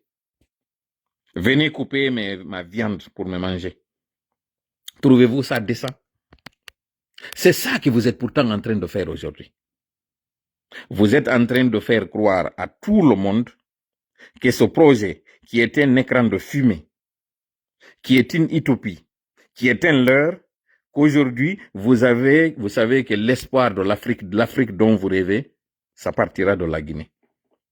Sincèrement, je suis très gêné parce que je ne peux même pas être sévère envers vous parce que j'estime que vous ne savez pas dans quoi vous êtes en train de vous embarquer. Mais ce qui est dommage, c'est que l'espoir des Sénégalais qui reposait sur vous, vous qui avez été imprésidentiable, qui prétendiez d'être président du Sénégal, aujourd'hui vous êtes au service de jeunes qui sont de la même génération que vous, qui ont une formation moindre que la vôtre, un niveau académique moindre que le vôtre, un statut moindre que le vôtre.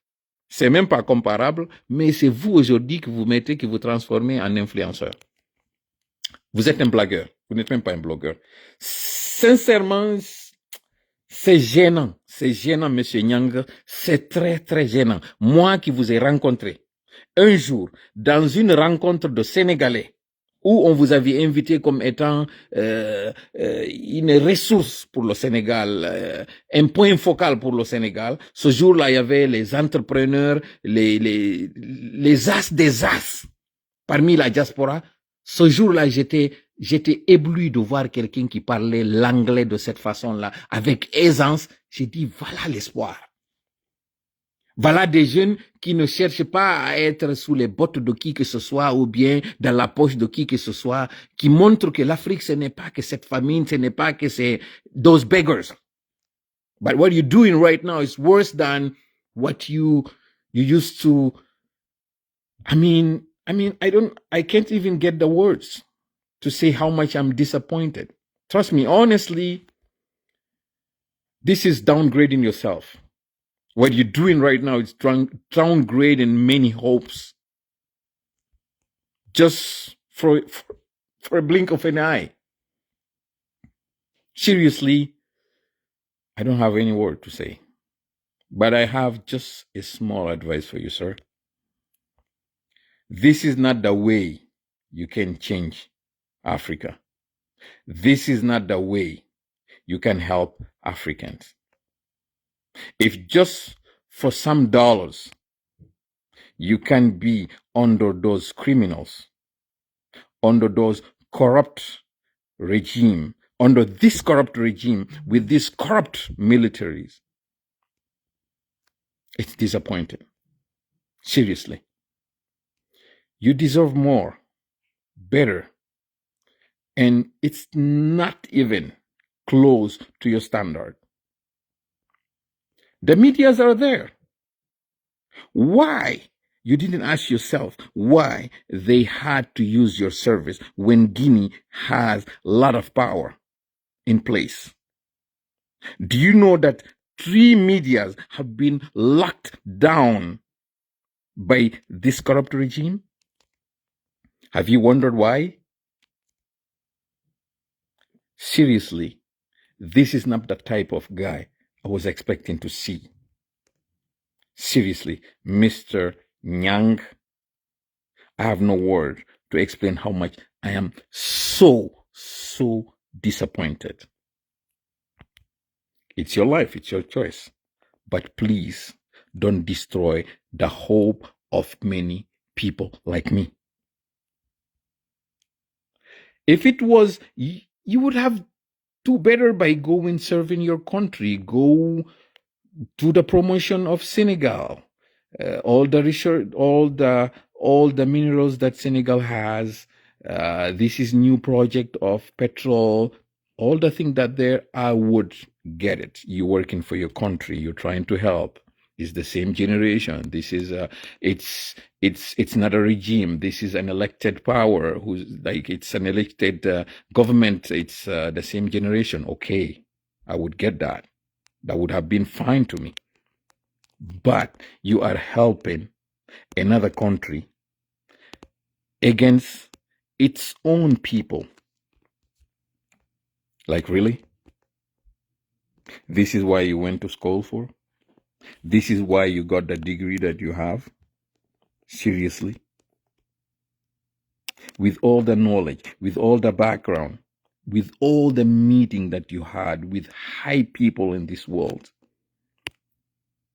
you went to kneel down to those military who killed to be in power, who are killing their people.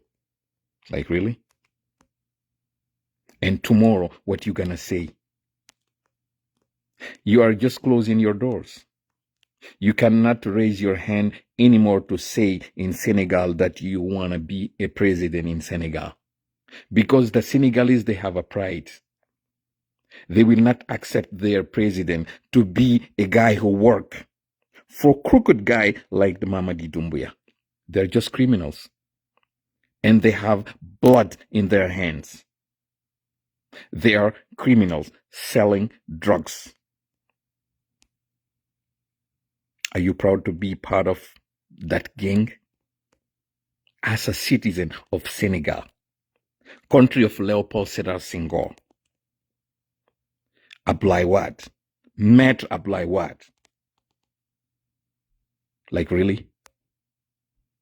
For just some couple of dollars. Bon, sincèrement, on y a photo lango ko taimi do wolde do giangli yandu maningi do, mais je suis très déçu de ce monsieur, sincèrement.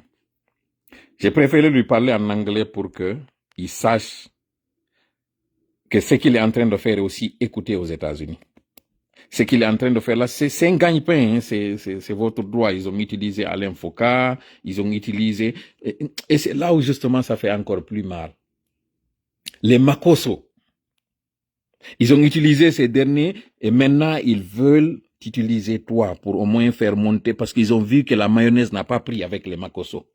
Tout le monde a vu combien de fois l'amateurisme quand Makosso a dit que le ministre du budget ou je ne sais pas de l'économie, c'est le meilleur en Afrique. Pendant ce temps, la Guinée peine à avoir un prêt au niveau du FMI. J'essaie de trouver l'expression en économie, ils ont, c'est quoi le terme? Il y a même une journaliste qui parlait de ce terme, c'est-à-dire quand on réduit la note d'un pays, c'est comment ça s'appelle? Vous pouvez m'aider dans les commentaires, c'est quoi? C'est quoi le terme? C'est, bon, j'essaierai de trouver le terme, je vous le mettrai.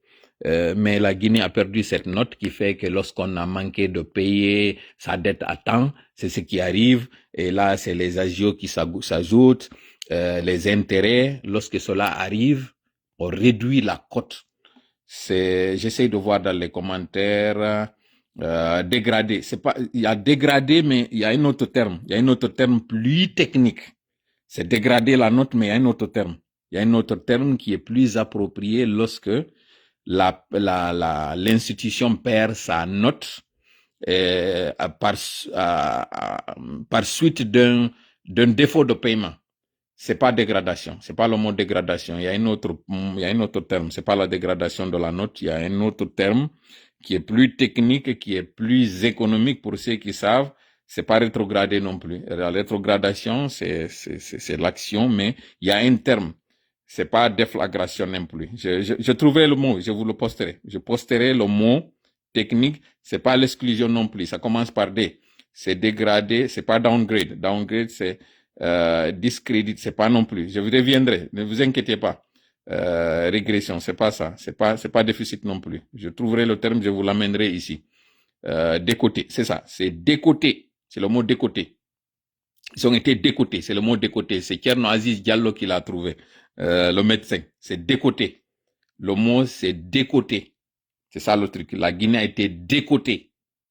C'est un pays décoté que lui, Monsieur Thion Nyang, est en train de venir ici. C'est vraiment très regrettable. Bon, je pense que live on Johnny Darna Mowado, mi yiltito mi ñoggino e yewtere handen mi andina en CNRD ino mari sonjaji ɗin fo hande ɗo. Si tawi ɓe yoɓali on mbuuɗi moɗon ɗin ɓe addani on argument ji ko fenande. Banque centrale on tigi mi yiltito ɓen tawɓe ɓen ara ko joni ɓe woni en hewtitade ɗo. Banque centrale on wi'i avec prudence que wondema la totalité du montant aurait été braqué.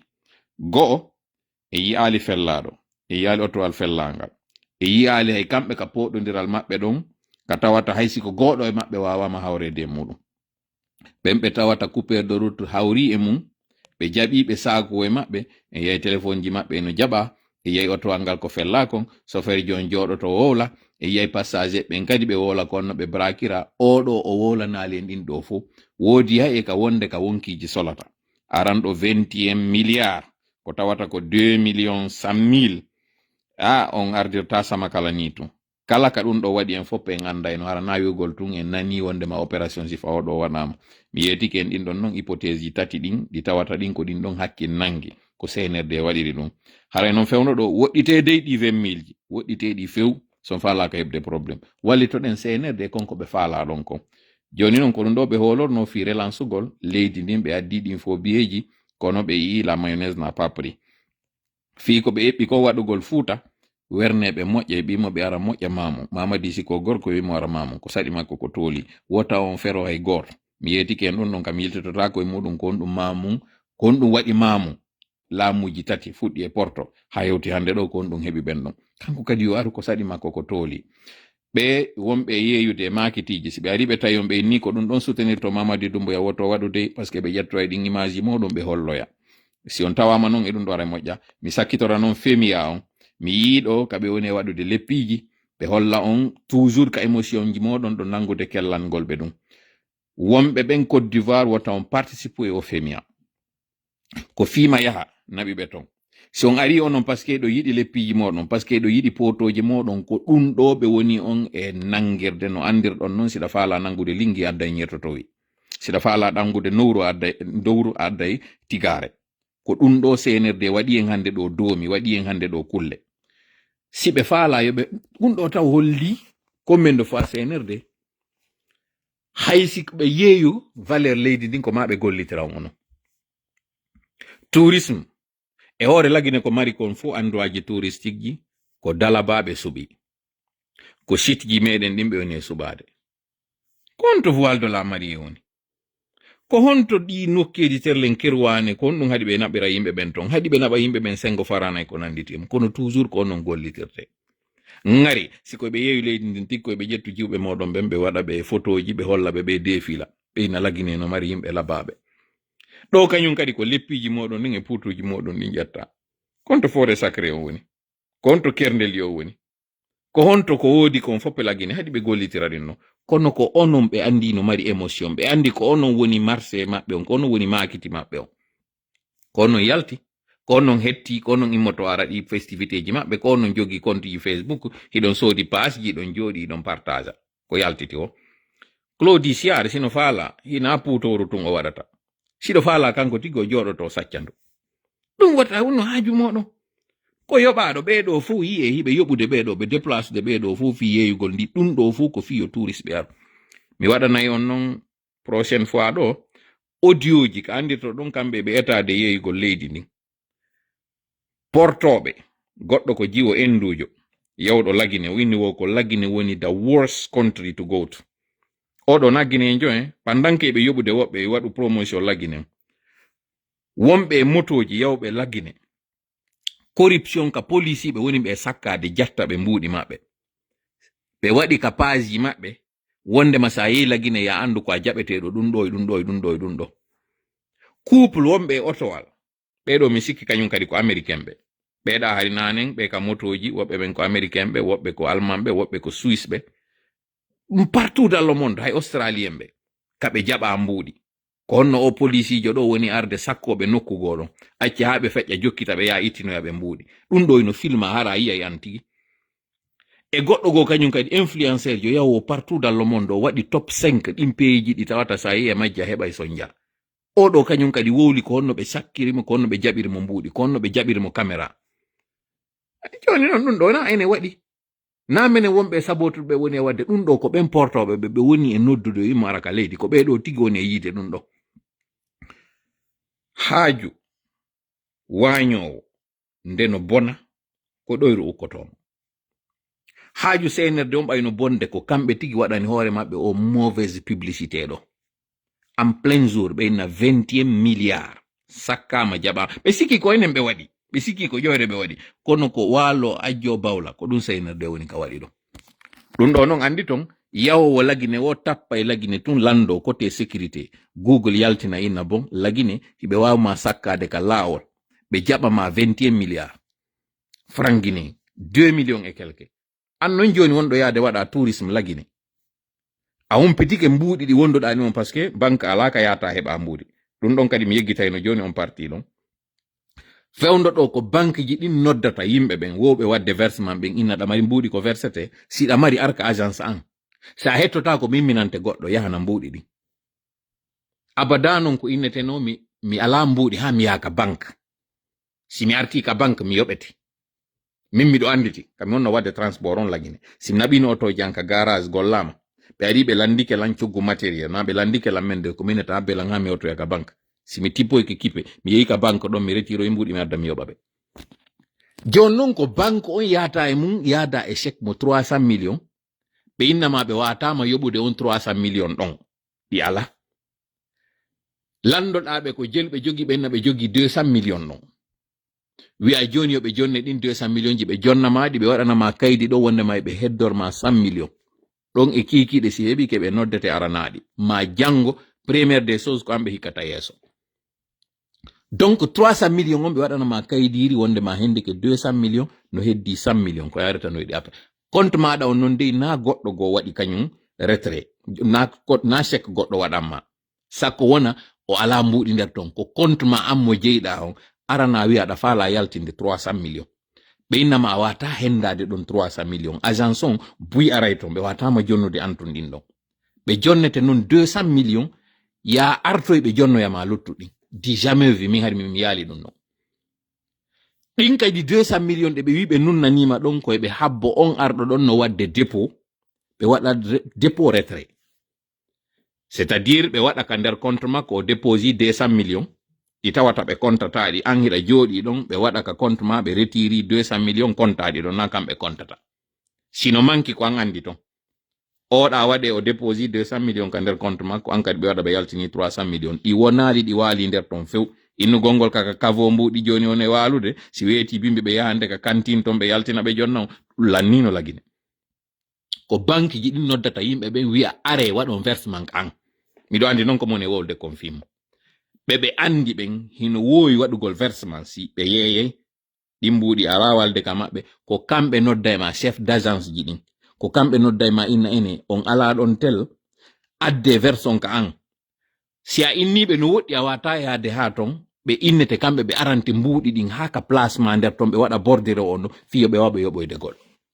Ti jamais vu min gibi har mi mandi yore har mi mandaki ɗum ɗo ko ɗum fewndi hande ɗo ni lagine. Goɗɗo non inna min ndi leydi ina wawi wadde promotion inna yimɓe waru ɗon. Donc ono wonɓe Côte d'Ivoire ɓe wotan participe o femia maɓɓe dey. Onon jogiiɓe page ɗo wotan partage ɗi photoji makko Claudi dey. Puutoji maɓɓe ɓe gerdu ton e mum, leppiji maɓɓe ɓe gerdu ton e mum. Ɓay tun kamɓe ɓe yiɗi ɓiraɗan ɗan kono ɓe yiɗa nagge ngen. Hiɓe yiɗi bobotiyol ngol kono ɓe yiɗa neniro ngen. Yoɓe wonu ton e hajuji maɓɓe. Yoɓe accudu en hoore meɗen enen kadi waɗen hoore meɗen gurdam meɗen ɗan. Tanke on faamali ko onon woni jaggirgal maɓɓe ngal ko onon woni tuggordu maɓɓe ɗum ko onon woni jullere maɓɓe ɗen ko onon woni waado maɓɓe ngon ko onon woni fop. si on sorti hande ɗo juuɗe moɗon e kala koko ɓe ɓe heɓata visibilité ɓe heɓata lisibilité ɓe heɓata crédibilité fus ɓe heɓata ɗum ɗo fof ko fi yettagol non ko non andi so yahi resansoyo ɗon so yehi o resansoyike on jonni senerde ko faala ko ɗum ɗo ko ɗo wonmi haɗude yewtene ara mi tori kala ɗon woni balla meɗen hawride sawaba mi sikka jango alama min mi sikka jango mi wawa aroyde ɗo yewte mi sikka je suis hyper occupé fewndo ɗo simɗo marno feere ay ɗi live ji ɗo mi ɗuytayno ɗi je suis hyper occupé fewndo ɗo nini hiɗe memmini fewndo lowe busɗe wonɗen e gollude muɗum e kadi mangore nden nde ɓendi ha lutti futtugol mayre jonnon ɗo e ngal ɗe gollude ɗe golle ɗe tawata hewti onon kadi ka wallito ɗon hewti onon kadi ka min fewtata on hewti onon kadi ka waɗon goɗɗum donc mi aro e ɗo e live mi fewta surtout wontirɓe ɓen sengo afrique on ton faalaɓe kañum kadi tawede ara e frappe on numéro on ndeñande mi waɗimo ka page frappe yeeye ton ɗaɓɓito numéro on kala faalaɗo adarude nodde ɓen ɗon yewtidon e maɓɓe na mi yewtoton emo mi yetike o min komi arɗo tu waɗugal ngol en communication ɗo na min andi fi frappe on mbiɗo faala noon yewtidude woɓɓe tawɓe wii hiɓe faala yewtidude yam fi participogol mi geray humpodiren onon tawɓe ɓen iɗo landi ɗum ɗon kono taw haɓɓito fannimanti en humpodirali on waɗata goɗɗum taw haɓɓito kadi ko ma min mi fewja fi ko wiyete fi frappon kon mo kala ka woni ɗo woni frapperjo kala ka woni ɗon woni on waɗɗo ka hoore mum état d'esprit frappon na toola woni kañum on wota on concentre e am min ƴette état d'esprit frappon jogoɗon ɗum ɗon andon ɓeɓe wonɗon yiide ɗo en ɓiƴiɓe ha ɓe yeddi yaltitiɗo non joni hande kadi e kene ko ɓe suuɗuno kon ɓe suuɗi miɗo andi piiji tati suuɗotako ɓilla suuɗotako feetere suuɗotako margol suuɗotako ɗiɗo tati ɗi suuɗotako no wonirno reedu kañum kadi suuɗotako si goɗɗo hettiki hay so faalama suuɗude yaltitay si goɗɗo kadi ɓilliki hay so faalama suuɗude yaltitay ko ɗum nanno goɗɗo no kiriɗa woni feetere hettare ɗiɗi suuɗotaki ako watta ɗon ɗon kañum kadi ko ɓillare feetere hettare ɗiɗo tati ɗi suuɗotako tuma ɗi waɗi wo e neɗɗon ayiyaɗi tun anda oɗo hettike si onti kadi ɓillike ayaymo tun anda kaari ɓillike si onti kadi heɓi feetere ayaymo tun anda ɗum goɗɗo no heɓa gandal ngal suuɗo goɗɗo no heɓa nawnare nde suuɗo kono si goɗɗo hettike tun ma hakkilkin sotti ma on tigi ɓillike ayaymo tun anda aw senerde noon ɓillike siɓe falano ɓe yettu en tout cas mi defiɓe ɓe mo ɓer mi andintina en yimɓe nayo bandiraɓe men no landi fi dewgal ɓeɗo nayo goto wonɗo Europe wonɗo e jangude tato wonɓe Amérique noon si minni États-Unis d'Amérique hiɓe faala moodi faalaɗo no wo koye addu présentation on no mi wiri noon inde maɗa nden duuɓi maɗa ɗin ka wonɗa ɗon e situation maɗa on wi'a ko kaari faalaɗa ko ɓe tato wonɗo Europe on o jombaka e nde wotere o ala ɓiɗɗo ko wonɗo étudiante wonɓe ɓen Amérique ko jombaɗo mo modi mo mayino mo mari paykun janɗukun wonɗo wadde graduation ɓe yaɗiɗo o yano mari jiwɓe ɗiɗo o yano mari jiw gotum ɓe ɗiɗo non ɓen ɗon ko seedaɓe marɗo ɗiɗo on inni ko faala ko marɗo hakkunde 4 e 55 o ala probléme yo taw ko ya aru yaha o ala probléme ko a seedaɗo o ala probléme ɓeygu ma maayi o ala probléme hari nde wotere a jombali kono e nder gurdam maɗa a wawi heɓude ɓiɗɗo ɗum ɗo mi ala nadde on détail non o ala probléme taw goɗɗo mari on ɓiɗɗo ɗon ɓay kankadi mo mari ɓiɓɓe makko ɓen oɗa taw ɗon hino mari goto na pullo mo mari non culture pullo yuma makko ko pullo baabe makko kono na pullo mo yiɗi tawgol o heɓay ka dewol makko on moodi o sertitanoma kanko o waɗa limite o wi'a ko heccuɗomo o wi'ali ko mo hecci o ala probléme terlen non o wi'a kadi mo mari probléme yo taw hariɗa jombuno ɗa mari kan debbo ko mbeygu ko ɓeeɗo nayo woni ko jogide siɗa faala noon a précise a wi'a komo Europe on komo États-Unis siɗa andi noon iɗa ɗaɓɓirde fi kaydi ɓeeɗo fof seluɓe min mi hikkantako ma yeeso e ɗum ɗon iɗa wawi immade ara tawa ɓeeɗo wondon nokku gotum waɗay ara yaha aray addu candidature maɗa on ko pas moins de 70 non ha kami wayriti ɗum annade ɗon aruɓe spécifie wi ko ɗum ɗo faala hakkunde contact ɓela min e hakkunde ardiɓe ɓen ka page 70 personnes joni non ko tri wonɗen e waɗude ordonné fuɗɗitoɗen muran ɗum par ce que nayaɓo wattike to taw noon miɗo haadde ɓe nayo ɗo ha taw acci ha mi gaynida e ɓeɗo goɗɗo e maɓɓe on fuɗɗama yewtidede goɗɗo e maɓɓe on marɗo jano on ɗa fuɗɗama yewtidede mi wattidimo e woɓɓe ɓe yewtude ni mais mi anda on to daroy to voilà pourquoi si mi relanciti kañum kadi a adda e message maɗa on filtre on taw ko tuma waɗa o ha anda hi fuɗɗike nangude na ƴettugol ɗo adduɓen fof waɗa vrr ƴetta wattidaɓe ton wona e harcèlement donc da mari whatsapp da mari ɗuma ɗum ɗon ko ono géroyta ton comme j'ai dit addu message ma on audio wiya ko min kaari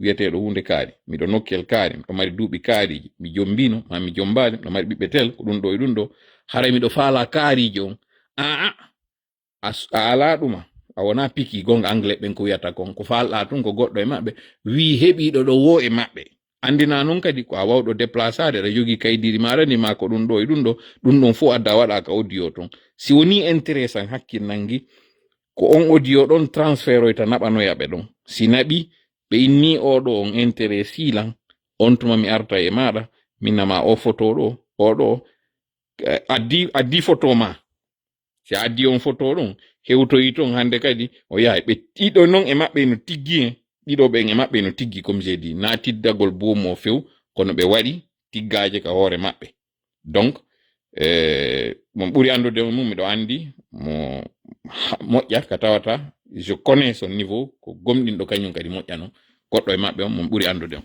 je connais deux d'entre elles ɓe ɗiɗo woni mi anda moƴƴa kono ɓen ɗiɗo ɓe mi andi ɗon ɓen surtout omo minni on ɗon marɓe ɓiɓɓe ɗiɗo c'est quelqu'un que je connais et de très aussi très correct sincèrement harim tuli kala wono ballo meɗen hawnidiran sawabu allahumma amin allahumma salli ala sayyidina muhammad wa sallim assalamu aleykum wa rahmatullahi wa barakatuh bye